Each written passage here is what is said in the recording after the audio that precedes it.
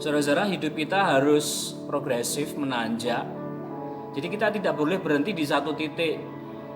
Misalkan kita hari ini sudah merasa lebih baik, kita harus mulai mengevaluasi supaya dari yang lebih baik menjadi lebih baik dari yang hari ini, besok harus lebih baik lagi. Saudara-saudara, kita harus membuat sebuah perencanaan atas hidup kita.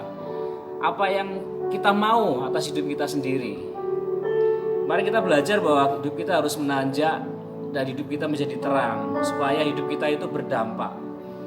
Dan kita harus membuat evaluasi atas hidup kita sendiri. Apakah arah hidup kita sudah benar?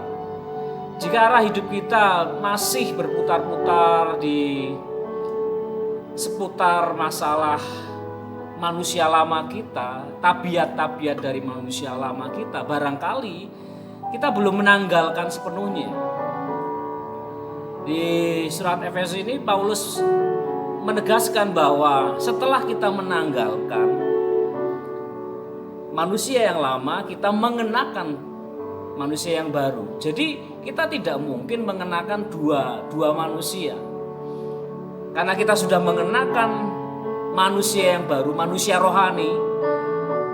Karena kita sudah mengenakan manusia yang baru itu, maka kita dari sejak saat itu harus belajar terus-menerus belajar mengenal Kristus. Di dalam Efesus 4 ayat 20 dikatakan bahwa kita belajar mengenal Kristus. Dan jika kita sedang dalam arah belajar mengenal Kristus, maka roh pikiran kita diperbaharui. Terjemahan bahasa Indonesia dikatakan roh dan pikiran, tetapi sebenarnya itu adalah roh pikiran. Jadi pola hidup kita, pola berpikir kita itu menentukan pola hidup kita.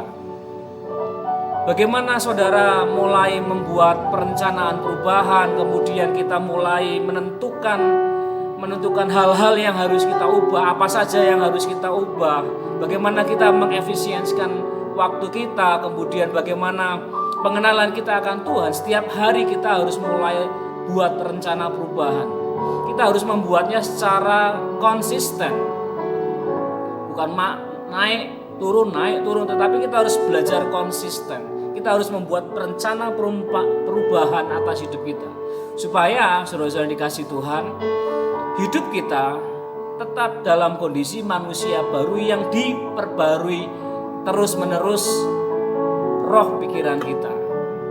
Amin saudara-saudara. Jadi apapun yang sedang kita kerjakan hari ini, pastikan bahwa kita menuju ke arah yang benar, yaitu manusia baru yang terus-menerus diperbarui roh pikirannya.